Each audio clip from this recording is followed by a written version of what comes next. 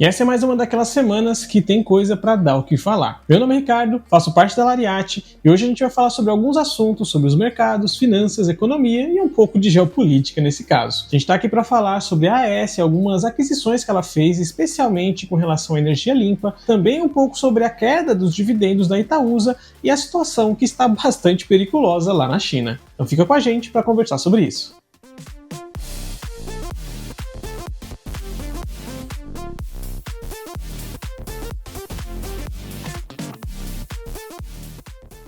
E nessa semana, a AES fez uma nova aposta com uma aquisição mirando para as fontes de energias renováveis. E nessa última quarta-feira foi confirmada a aquisição do complexo eólico Ventos Araripe, Carapés e também Cassino, por parte da AES Brasil. Essa operação, que teve um valor total de R$ 1.855 milhões, já ajustado aqui tanto a dívida líquida também quanto ao capital de giro desses novos empreendimentos. Também é importante a gente frisar aqui que esses empreendimentos foram comprados em conjuntos e divididos entre a AES Operações e a AES Brasil. No caso, a AES Operações é uma subsidiária da AES Brasil, mas é importante lembrar que elas têm essas operações um pouquinho apartadas. E aqui, Araripe e Caetés fica para a AES Brasil, enquanto o Cassino vai ficar com a AES Operações. E um pouco sobre o cenário, a energia eólica, que é produzida pelos ventos em cima de turbinas, aqueles ventiladores bonitões que eles colocam em cima de postes enormes, é pouco explorada aqui no Brasil, muito por conta da quantidade de rios e formas como a gente poderia gerar a energia a partir de hidrelétricas, a forma mais fácil e também mais eficiente do ponto de vista energético. Mas uma vez que o mundo começa a olhar mais para fontes de energia renováveis e também que agridam um pouco menos a natureza, a energia eólica se torna uma candidata bastante interessante, porque o vento está aí, você só precisa utilizar ele para girar uma turbina e através desse movimento você cria energia elétrica. E por mais que hoje esse novo complexo não tenha um ganho energético tão interessante, isso pode ser um tiro lá para o futuro, visando novas tecnologias ou até mesmo melhorias nos sistemas que nós já temos hoje para que a eficiência da energia gerada seja cada vez maior. E outro ponto é que aqui no Brasil nós temos uma capacidade de geração eólica ainda muito pouco explorada, principalmente lá no nordeste do país, onde a gente tem toda a abertura para o Oceano Atlântico e dali entram ventos que podem gerar energia se nós estivermos captando da maneira correta. A única questão aqui é se a gente ficar parando para pensar, né? Mas se ventar mais à noite, como é que a gente armazena isso?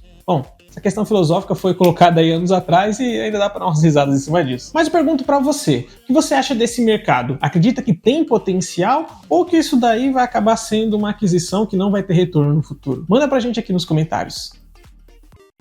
E é claro, se você gosta de acompanhar o nosso conteúdo, se inscreva aqui no nosso canal, porque nós estamos trazendo vídeos como esse, com informações toda semana. E é claro, se teve alguma coisa que você gostaria que tivesse a mais, mande nos comentários, porque a gente lê cada um deles e responde para vocês. E é claro, aceitamos qualquer sugestão que seja interessante e que possa agregar o nosso conteúdo, beleza?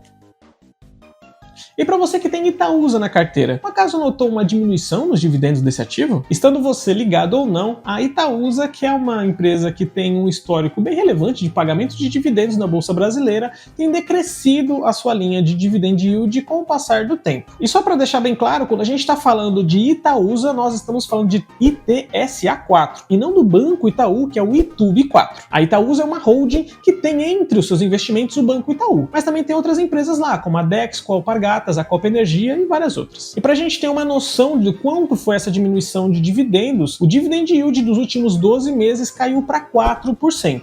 Se a gente for olhar para 36 meses atrás, a gente tem uma diferença bem grande, onde chegavam a 13% no dividend yield de Itaúsa. E é claro que com o mercado olhando para esse fato, o CEO Alfredo Setúbal sentiu na obrigação de falar um pouco sobre isso. E ele citou 3 coisas bastante importantes para que os investidores estejam atentos nessa situação. A primeira delas diz respeito ao mercado como um todo, que está num ritmo de diminuição de alavancagem, o que significa diminuir o endividamento. Taxas de juros bastante elevadas, como nós estamos vendo no mundo inteiro, fazem com que as empresas trabalhem menos com dívidas e mais com seu próprio caixa. E isso faz com que as empresas acabem retendo muito mais os seus lucros. Isso não é novidade pra gente, já comentamos sobre isso várias e várias semanas atrás, desde que os juros começou a se elevar tanto, não só no Brasil, mas no mundo também. Outro ponto levantado é que quando você tem uma retenção dos lucros, você acaba aumentando aumentando o ativo da empresa, o seu patrimônio cresce. E isso é uma das formas com que o mercado vai utilizar para precificar um ativo, ou seja, você acionista e investidor também está ganhando com a valorização dos seus ativos. E por último, ele lembrou que a holding tem um histórico de ter uma gestão ativa, o que significa que eles estão sempre mexendo ali no mercado,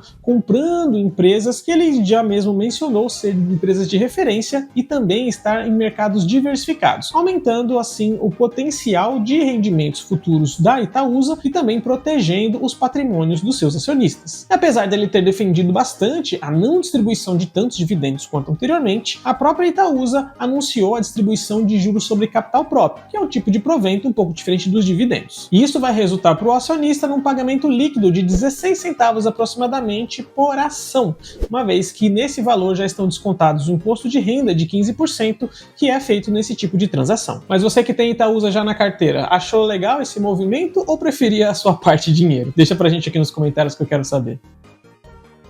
E a China vem adotando uma política chamada de Covid-0. Mas por quanto tempo será que isso é sustentável? Não é de hoje que a China vem ganhando bastante destaque no cenário macroeconômico mundial por ser uma potência tão escalável e também com um crescimento tão abrupto em um decorrer de tempo bastante pequeno com relação a outros países. Mas na última semana não foi por conta disso que ela chamou a atenção do mundo, mas sim por conta de uma onda de protestos que estão acontecendo em várias cidades do país. E pra gente entender os motivos dessa onda de protestos, é legal a gente ter um pouquinho do contexto de tudo que está acontecendo. A China foi o primeiro país a registrar um caso de Covid-19. A gente pode dizer que lá foi o epicentro da pandemia que tomou o mundo inteiro. E alguns poucos meses após eles terem feito as descobertas dos primeiros casos, a Europa já estava numa situação caótica, com alguns países estando até mesmo com dificuldades de enterrar os seus próprios mortos devido à pandemia. E essa situação se agravou e foi tomando o mundo todo. Nós tivemos reflexos no nosso Brasil também, com cenas bastante lamentáveis referente às vítimas dessa pandemia que tomou tantas vidas. E aqui não seria de se estranhar que a China tomasse medidas drásticas com relação à propagação do vírus. O país já tem um histórico de controle populacional bem forte e, além disso,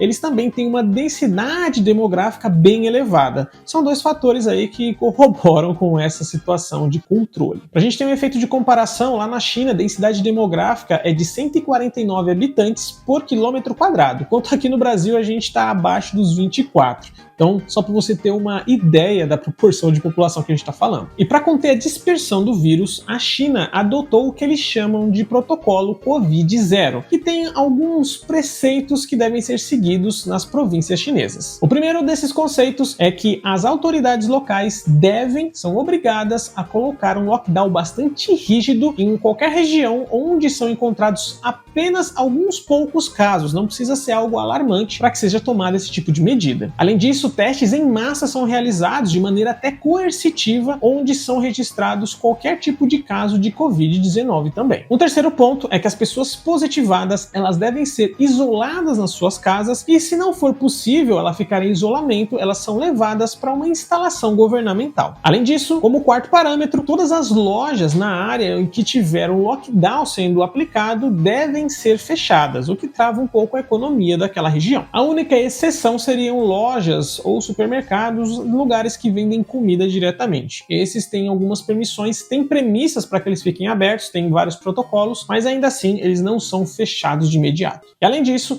qualquer região que tenha um lockdown decretado deve se manter até que não exista mais nenhum caso de infecção registrada, que pode levar algum tempo. E é claro que quando a gente fala sobre regras de restrição de pessoas, nós tivemos vários modelos mundo afora. Alguns funcionaram melhor, outros pior, e isso a gente não tem muito como debater. Seria melhor ter um especialista, que não é o meu caso aqui. Mas uma coisa é certa, em nenhum outro país nós vimos medidas restritivas tão pesadas, até mesmo no sentido de tirar direitos de ir e vir das pessoas, e isso é claro que não é muito sustentável no longo prazo. E em outros países onde isso acabou se atenuando com o passar do tempo, a China continua mantendo até hoje. E é claro que todo esse estresse mental ligado a empresas que param, pessoas que às vezes não têm como levar o sustento para casa e várias outras situações acabam estressando muito a população, que vai aumentando o seu descontentamento. E claro que a China teve vários movimentos de protestos, maiores ou menores, no decorrer desse tempo, mas mas o pico aconteceu com um caso bastante particular. Em uma zona de lockdown, onde as pessoas foram trancadas dentro das suas casas, isso acontece de uma forma bastante literal. Eles realmente vão até as portas e colocam uma trava, como se fosse um fecho ou um lacre,